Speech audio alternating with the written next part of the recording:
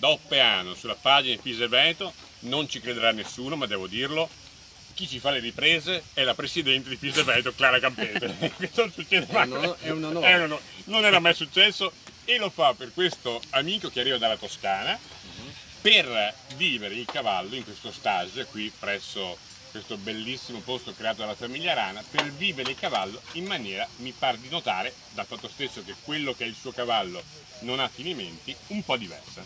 Sì, è proprio un approccio totalmente diverso, imparando a leggere e a comunicare con i cavalli attraverso il loro linguaggio. Due amici non saranno mai grandi amici se non parlano la solita lingua, quindi imparare a conoscere un po' le dinamiche dei cavalli, il linguaggio che hanno nel branco, e cominciare veramente a creare una simbiosi vera, un binomio vero con il cavallo, dove non sono io cavaliere che impongo le cose al cavallo, ma diventa proprio come una partnership, come un'amicizia profonda dove entrambi facciamo delle cose insieme. Un cavallo che ha questo rapporto col suo cavaliere è più disponibile, ha più voglia di fare? Sì, indubbiamente, non dobbiamo scordarci del fatto che i cavalli sono prede, sono animali da fuga. Noi, nostro malgrado, siamo predatori, odoriamo di quello che si mangia, di carne, i nostri occhi sono posizionati frontalmente come predatori, le orecchie sono indietro e per i cavalli è sinonimo di aggressività. Quindi dobbiamo pensare al grande sforzo che fanno i cavalli nell'accettare un predatore sopra la loro schiena. Quindi è veramente... Già questo dovrebbe, se uno ci pensa un po' profondamente, a questo dovrebbe essere un qualcosa che dovrebbe, ogni volta che il cavallo sbaglia, veramente io dovremmo... di riprendere il suo sorriso, perché è troppo bello, è più bello lui di noi, almeno si vede. Tra l'altro lui, per fare un esempio, è un cavallo intero, Sì. E l'abbiamo visto tranquillamente in mezzo agli altri senza nessun proprio problema. Si creano queste dinamiche dove... Può tranquillamente spegnere per una volta. No, a noi piace la diretta, ci piace raccontare le cose come sono, senza fare, non ci sono tagli acuti. Sì. Sono appunto queste dinamiche dei cavalli in branco, dove in ogni branco di cavalli c'è proprio tutta una scala gerarchica, e praticamente io sono riuscito a creare questa gerarchia, questa partnership, questa amicizia con il mio cavallo, che lui fa riferimento a me, non pensa agli altri cavalli. Benché sia uno stallone, però io sono riuscito a guadagnare la sua fiducia e il suo rispetto.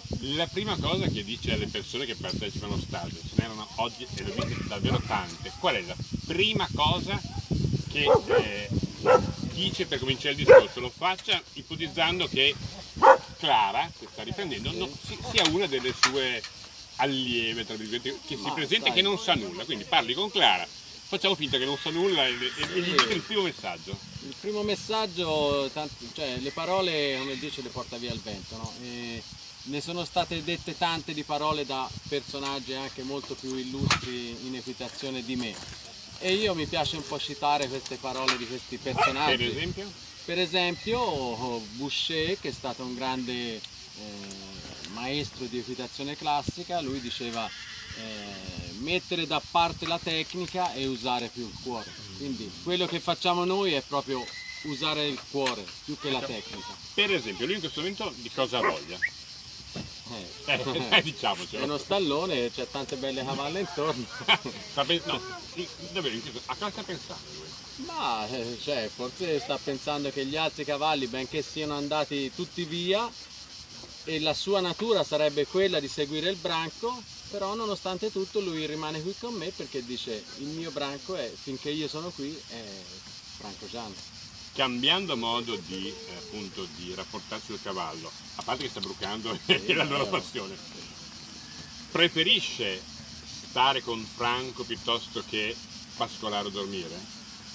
Ma diciamo che loro hanno un legame molto forte verso il loro animale alfa, il loro leader, quindi se Franco lo lascia brucare, io bruco. Sì, creiamo una situazione di permettere e non lasciar fare. Io permetto al mio cavallo di brucare, ma non lascio fare che il cavallo bruchi, ok? Nel senso che se io gli dico smetti di brucare, lui deve ascoltare la mia richiesta di Ecco, smettere di sta giocare. dicendo invece che alle orecchie che Lui io sta riprendo, che cosa sta dicendo? chiamando i suoi amici che sono andati là, quindi c'è questo... Ah, lui vorrebbe... Sì, indubbiamente c'è qualche cavallo forse che se l'è fatta amico e quindi c'è questa sua tendenza a cercare gli altri. Sono animali di branco, non bisogna scordarsi quelli. Ultima cosa, per quella che è la sua sensazione, la gente capisce i cavalli, li vuole capire o tendenzialmente, scusa ti stiamo disturbando, o tendenzialmente vuole soltanto sederci sopra? Ma Sia diciamo, le persone vorrebbero che i cavalli capissero le persone. Andiamo bene. Ultima cosa, dato che abbiamo questo cameraman d'eccezione, che ha detto prima, vorrei che emergesse una cosa, secondo lei l'abbiamo fatta emergere oppure la voce sgrida? Ma noi ci proviamo, ci mettiamo tutto l'impegno e grazie appunto a Clara e a questi ragazzi che si comincia a creare un gruppo sempre più vicino a un'equitazione che va, come ho detto prima, con il cuore. Grazie mille. Grazie a lei. Grazie Clara. Grazie a voi.